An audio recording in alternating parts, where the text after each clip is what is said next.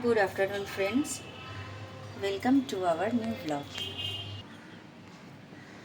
আজকে চিকেনের একটি রেসিপি আপনাদের সাথে শেয়ার করব। প্রথমে চিকেনটাকে ম্যারিনেট করে রাখতে হবে। এখানে আদা, রসুন, গোলমরিচ, একটু কর্নফ্লাওয়ার দিয়ে 10 থেকে 15 মিনিট ম্যারিনেট করে রাখা আছে। 10-15 মিনিট হয়ে যাওয়ার পর একটি ডিম ফাটিয়ে এর মধ্যে দিয়ে দিতে হবে। এবার একটি ওভেনে একটি কড়া বসিয়ে দিলাম। এর মধ্যে একটু দিয়ে দেবো অলিভ অয়েল। আপনারা চাইলে সর্ষের তেল বা রিফাইন তেল যা হোক দিতে পারেন। কড়াইয়ের তেল গরম হয়ে গেলে ম্যারিনেট করা চিকেনগুলো দিয়ে পকোড়ার মতো ভেজে নিতে হবে। পকোড়াগুলোকে এরকম লাল লাল করে ভেজে নিতে হবে, তারপর তুলে নেবেন। পকোড়াগুলো লাল লাল করে ভাজা হয়ে গেছে। এবার কড়াইতে বাকি যে তেলটা আছে ওই তেলটাতে পেঁয়াজ কুচি,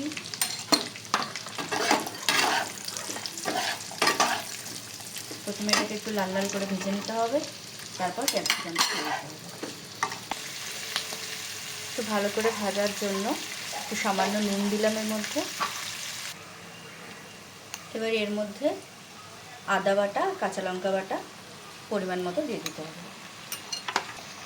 এরপর দেব রসুন বাটা।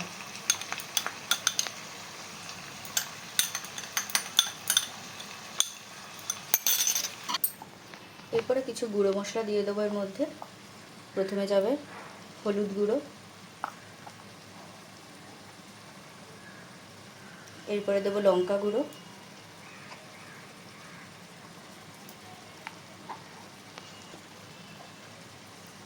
এরপরে যাবে ধনে গুঁড়ো,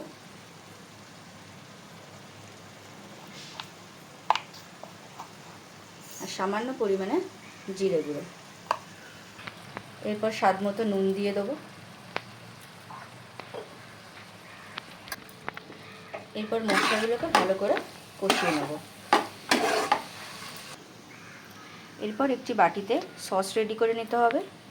প্রথমে টমেটো কেচাপ, তারপর দেব সামান্য সয়া সস, তারপর চিলি সস। এবার এটাকে ভালো করে মিক্স করতে হবে। এবার এই মিক্সচারটা সসে কড়াইয়ের মধ্যে দিয়ে দেবো। এবার ভালো করে মিক্স করতে হবে। ওভেনের ফ্লেমটা একটু স্লো করে নিয়ে ভালো করে কষাতে হবে 2 মিনিট।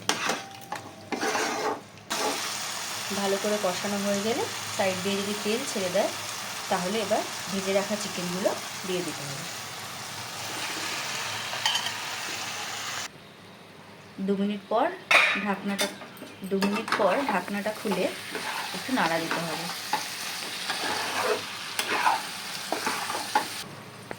অনেকে রসুনের গন্ধটা নিতে পারে না, সেই জন্য একটু ধনেপাতা বাটা এখানে অ্যাড করা হচ্ছে। এবারে এর মধ্যে অ্যাড করব সামান্য পরিমাণে চিনি।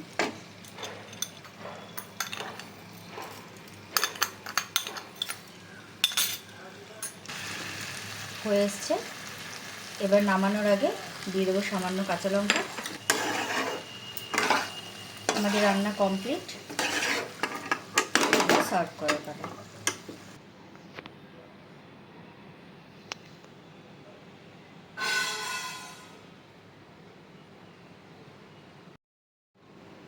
আমাদের রান্না কমপ্লিট।